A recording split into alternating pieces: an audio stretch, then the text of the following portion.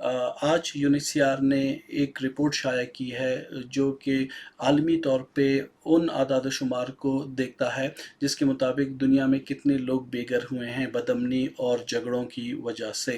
तो इस वक्त जो आदाद शुमार हमने आज जारी किए हैं उसके मुताबिक दुनिया भर में 120 मिलियन अफराद बदअमनी की वजह से और झगड़ों की वजह से मजबूर हुए हैं कि या तो मकामी तौर पे जिन्होंने अपना घर छोड़ा है या वो मुहाजिर बनने पे मजबूर हुए हैं। इस आदाद शुमार में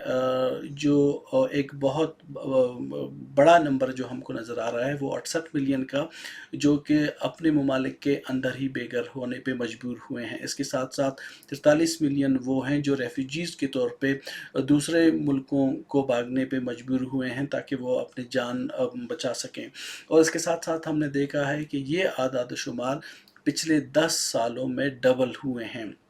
अगर आप ममालिक को देखें कि कहाँ से ज़्यादातर लोग बेघर हैं और मजबूर हुए हैं पनाह लेने पे दूसरे ममालिक में, तो एशिया के अंदर अफ़गान वो हैं जो 10 मिलियन से भी ज़्यादा बेघर हुए हैं या अंदरूनी तौर पे या दूसरे ममालिक में। तो इसके साथ साथ पिछले साल हमने देखा कि सूडान में जब से वो झगड़ा चल रहा है उसकी वजह से भी काफ़ी ज़्यादा लोग बेघर हुए हैं। फिर यूक्रेन आपने देखा, गज़ा की पट्टी में जो हो रहा है,